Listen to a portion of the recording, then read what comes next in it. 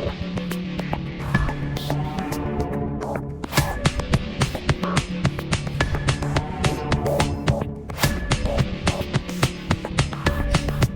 YouTube land, Tychonders there, doing another action figure review, and today we're doing a triple whammy of more Jurassic World Rebirth figures.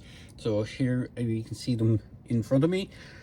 I'm going to move them aside, we'll have a look at the packaging, and then, well, I'll try and stroll through and how to pronounce the names of the various ones and try and remember which one came on which packaging. So here is the Frenzy Pack dinosaurs. Now I picked these up in my local Tesco's. They were doing a 3 for 2 offer on toys, so I picked up pretty much everyone out of this wave. I was only missing one which they didn't actually have, but I did see it in another Tesco shop. So we have the, let's see if I can pronounce it, Archaeonothymus. If I remember correctly, this is the one that looks like a juvenile version of the Therizinosaurus. I could be wrong, I'll have to look it up and double check, but I believe I see on the back of this box, and they're all the same, it just gives a code number for the dinosaur and it doesn't give which one it is. It has the name up again in multiple languages, it has a whole bunch of legalese in multiple languages, but it doesn't show a name in conjunction with the actual dinosaur it is. So we have the Archaeonothymus. I want to pronounce it. I am probably butchering that horribly. We have a Minquaria, if that's the right one. Now I believe this is the one that looks like a, well, it's the herbivore looking one, but it has a, oh, what's this species? It's not Ceratopian, it's the Hadrosaur style dinosaur.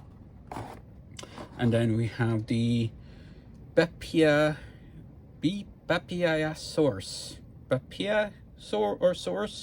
if that's the right one. And that one is, I believe, the one that has a little kind of feathered look to it. It's another not Ceratosaurus, it's a another one of the bipedal meat-eating dinosaurs. At least I think it's a meat-eater. I could be wrong, because I know the Therizinosaurus almost looks like it's a meat-eater, but it's actually a plant-eater. So we'll pause here, we'll get dinosaurs back in, and we'll have a look-see at the ones individually. Well, all together and then individually while I go through it.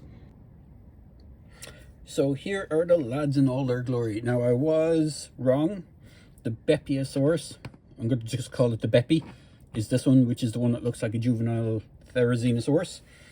And then this is the Mincaria.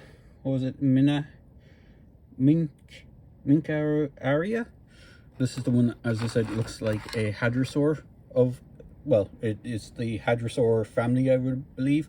That's still the name of that species. And then this is the that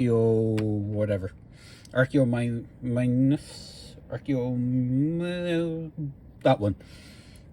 It kind of reminds me a bit of Archaeopteryx, but it's a little bit longer. So for the dinosaurs, we will start off with the old tape measure and measure them from tail to snout. So because this one is in a more crouched position, as would imagine the longest it would be this way. So tip to snout for this little fella is around 8 inches, which isn't too bad. And height wise, you have the head fully up like this, even though it looks very awkward. That's probably the highest point it will go. It's 3.5 inches, so it's not too bad. The mink area, I'm hoping I'm pronouncing that right, from tail to snout, from tail to snout is around 8 inches as well. Height wise, you're getting a little lower than 3.5, because the head isn't the highest point, it's the ridge here at the back is actually the highest point. You can kind of put it up on 2 legs if you want and raise the head up. It's just then the front arms look kind of weird, but if you do it that way, it does raise it up to around the 5-inch mark, so you can kind of play around with it because of the way it's articulated, but it is kind of more intended to be on all fours. At least that's the way it is designed. And then for the Beppy, because I'm not going to try and keep pronouncing that, Beppiosaurus. This one, the head can go up a bit higher, so we'll do it from, actually we'll do lengthways first with the head kind of more outstretched, which I would imagine is around, say, 8 inches as well. Yeah, they seem to be kind of consistent with the old 8 inches for the length, but with the height, and put the head up, it does raise it up to just under 4.5 inches, so it is quite tall if you have the head raised up. I'm not overly tall, but it is tall enough. It is in a similar vein to the one that I reviewed previously with the, was it the mission truck set, that it's like the frenzy packs are kind of the basic dinosaurs. They don't have any action gimmick, they don't have any electronics, they have some minimalistic articulation points. In fact, I think all 3 of these have pretty much the same style of articulation, just in different slightly different positions. So we'll start off with Beppy. So again, as I said with other ones, the tail is more just for show than an actual articulation point. It is designed to move, but it's more for how it's constructed, because the body is 2 halves sandwiched together, and then kind of either, I think they heat glue it or whatever glue they use on it to, to when they're constructing them. So that is why you have that swivel in the tail. It's the same on all 3 dinosaurs. You have the legs on this are just on swivels.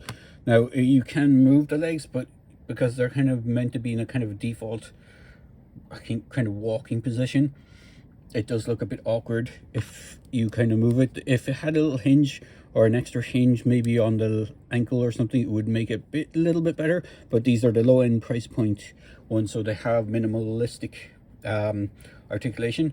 The arms again are on swivels, so you can move the arms up and down. They're not joined or anything, they do move. As I was saying, it does look like a Therizinosaurus with those big giant claws. It just looks like a baby version or a juvenile version. You could really get away with it using it being a juvenile version. It even has the kind of similar beaked head and the not so sharp looking teeth. And I do like the coloring on this, kind of brown beige, then fade to the red, then fade to the brown, kind of like almost chocolate brown. It does have some feathering, and it does have its scan-crowed thing on the bottom, and I do like the eyes in this as well. It has like kind of almost neon-y green eyes going on. In fact, I think nearly all of them has that neon green for the eyes. Maybe the exception of this guy, I think it's more yellowed. But we will have a look at the Mincaria. This was the first one I saw when I was looking at the figures, and I kind of went, ooh, I like that. And then I saw the others, and then I saw the 3 for 2 offer, so I said I'd pick up all 3. But I do like this one's fairly minimalistic on color paint apps as well. For the striping is really the only paint app. The rest of it is molded in that same color, and then you have that just a little bit under the mouth. The only difference is this one doesn't have the articulating jaw, so you don't have that extra articulation point. But again, you still have that swivel in the tail. You have a hinge on the neck. I think I failed to mention that there's a hinge on the neck for the Beppy. But you have a hinge on the neck. There is no swivel, it just goes up and down. Same at the front, there's just swivels, so you have the swivel on the legs. As I said, you can kind of make it look like it's raising up onto its hind legs, but then the front legs, because they're in that kind of supposed to be 4 feet, or quadruple walking position, quadruped, is that the right word? It's supposed to be walking on all 4s. It does look kind of awkward. It is interesting to note that it has really only has 2 big toes on the front, and then it has the kind of side toes, I suppose, that are on the back. But like it has the 3 on this as well, but all 3 are on the flat, and then you have a small, I can never remember the name of those ones, They're like a thumb kind of thing, whatever they're called. I know there's a scientific term for that. Small little toenail thing on the side of the dinosaur's feet. It doesn't have it on these ones, but any others, mostly you see them on some of the smaller ones, but you have like very small extra kind of claws on the back of the front feet, but you don't have that on the other ones. So again, into its kind of more walking position, it is kind of sculpted to be more default in a kind of a walking stride. So you have that. And then this one is a bit different to the other two in the sense that it's more crouched. Looks like it's running almost. It looks like it's kind of darting forward, running kind of thing, because its head is kind of very much down. There was a raptor from, I think it was the original Raptor pack mold, had one that was kind of very crouched and low to the ground. This has kind of similar vibes. Again, I'll try and pronounce the name of this one. This is the let me get the box because I almost forgot the name. Archaeonithymus. I know I'm butchering that, so I just called it the Archie. Again, it doesn't have the same claws as the Beppy, like the big elongated nails, but it has the 3-clawed hand. Has a lot of feathering going on as well. I'm not sure where where any of these come in the actual dinosaur spectrum, as in early Triassic to Jurassic to Cretaceous. I would imagine these maybe Jurassic, could be late Cretaceous. This more than likely is late Cretaceous, I would imagine, with the feathering. I'm not sure if the feathering evolved first or the feathering evolved afterwards. I haven't been keeping too much up on dinosaur kind of theories and stuff like that, because I know there's like some dinosaurs were feathered, some were not. It's kind of all over the place. Some scientists think all dinosaurs are feathered, some think some were feathered, some think none of them are feathered. There is a few preserved skin samples after being found recently, so it is interesting to see what kind of way they came, or they've grown. It is possible they were feathered earlier on in their life and then they would lose their feathers. That's also another possibility, but this one has quite a lot of feathering going on. This is the extra claw thing I was on about, the kind of I think chickens have this, and a lot of birds have it, where it has that extra appendage further back on the foot. In fact, does this guy have that as well? Yeah, this one has it as well. So it is a thing, but articulation on this guy is pretty much the same as the others. You have that swivel in the tail, but it's not intended to be kind of really positioned, because once you start moving it around, it just looks like it's broken, as in like the tail is broken. You have a hinge on the head. You have articulating jaw. This one does look like it is a carnivore. I could be wrong. It does look like it has fairly serrated looking teeth for eating other dinosaurs. Even the pose looks like it's hunting something. So it is, to me, at least in looks, it looks like it is a carnivore. But it is quite a nice looking creature. Again, jaw is articulated on this one, and the hands do move forward. The hands don't look too bad if you move them around the place compared to the legs, because if you move the legs around the place, because it's kind of designed to be in a certain position, they kind of default to that position, it kind of looks a bit funky. But we'll get it back into the crouching, and we shall bring in a human character for a size comparison. I have Dr. Lomas from Jurassic Park Rebirth, and we have one of the mercenary customs that I did. It's not really a major custom, it's just a head swap from the mercenary body. I was sick of getting the exact same guy several times over, so I tried to make a few slight variations of them so it didn't look like they were clones. So I just used the guy from Fallen Kingdom, the hunter guy from Fallen Kingdom, and I just painted a little bit more of a beard on him, just to make him a little bit different too. Sorry, something just dropped there. But there it is. So not a bad set. quite like this figure, these figures. The only one I'm missing is it's a pterosaur, and I can't pronounce it, I can't even remember what name it was. I think it began with a C, like a Corax or Corex, I think it was called. That's the only one I was missing from that set. I did see it, I just didn't have funds on me to pick it up, but I did pick up these three, and I do think they're quite nice, a nice addition to the whole Jurassic line. I really must do a showcase on all the dinosaurs I've picked up so far.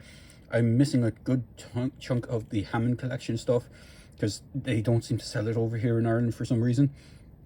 But I do manage to pick up the occasional, you know, basic series line stuff and the kind of more, you know, kid orientated style, you know, mass produced stuff. So these are pretty nice. They weren't too expensive. As I said, there was three for two, and they were about 15 euros a piece, so I only paid 30 quid for the three of them. So to me, that's sort of a win. I know it sounds, I think they're only like $10 in the States, so we are getting price jacked by actual main, like by the actual stores over here, but that's because they have to import them in and all that kind of crap.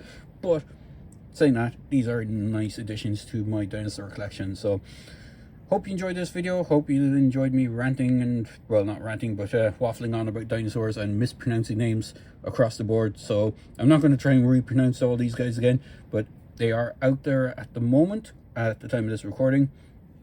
I don't know how easy they are to get in the States. The distribution for some of the Jurassic World Rebirth stuff seems to be all over the place, so I was happy enough to pick these up, and I really like this one and these two the most, and because it was like buy two get one free basically, I grabbed this fella as well. So there you go, guys. I hope you enjoyed this video and stuck around to the end, and please hit that like, and please feel free to comment, as hitting the like and subscribe does go a long way to helping support my channel. So cheers, thanks for watching, and I hope you enjoyed this video from wherever you're watching in the world.